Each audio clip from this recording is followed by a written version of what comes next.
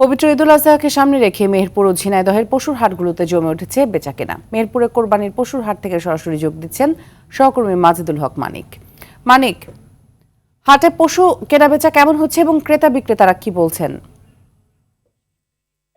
জি, মধ্যাহ্নের সংবাদে যেমনটি আপনাদেরকে দেখিয়েছিলাম যে এই বামন্দি নিশিপুর পশুহাট, যেটি হচ্ছে মেহেরপুর জেলা এবং আশেপাশের জেলার মধ্যে সবচেয়ে বড় পশুহাট, এবং আজকে রেকর্ড সংখ্যক গরুর আমদানি এখানে হয়েছে। এবং এই হাটে যারা নিয়মিত ক্রেতা বিক্রেতা এবং হাট সংশ্লিষ্ট যারা আছেন তারা আমাদেরকে নিশ্চিত করেছেন যে স্মরণকালের একটা স্মরণীয় পরিমাণ, রেকর্ড পরিমাণ গরু এই হাটে আজকে আমদানি হয়েছে। তবে এখানে সবচেয়ে যে দুঃখের বিষয়টি স্থানীয় ব্যাপারীদের কাছে আজকে, সেটি হচ্ছে যে গরুর দাম কিন্তু ব্যাপক আমদানির বিপরীতে স্বাভাবিকভাবেই কিন্তু পড়ে গেছে। তবে গরুর যারা স্থানীয় ব্যাপারী তারা বলছেন যে খামার থেকে গ্রামের বিভিন্ন খামার এবং পালনকারীদের কাছ থেকে তারা কিন্তু গরু কম টাকায় কিনতে পারছে না। তারা যে টাকায় কিনে নিয়ে এসেছেন সেই টাকা থেকেই এখানে প্রায় অনেকগুলো গরুতেই তারা 10 থেকে 15,000 টাকা লোকসানে কিন্তু আজকে গরু বিক্রি করেছেন। তবে আসার কথা হচ্ছে যারা ছোট আকারের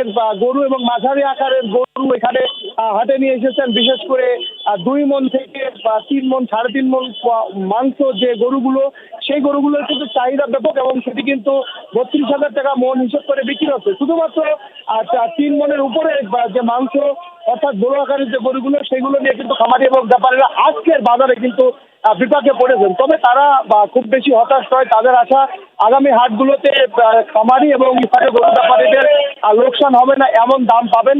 সেই দাম নিয়ে, সেই আশা নিয়ে তারা অনেকে আছে গরু বিক্রি না করে এখান থেকে ফেরত নিয়ে যাচ্ছেন। এই ছিল আমার কাছে গরুর হাট থেকে সর্বশেষ খবর।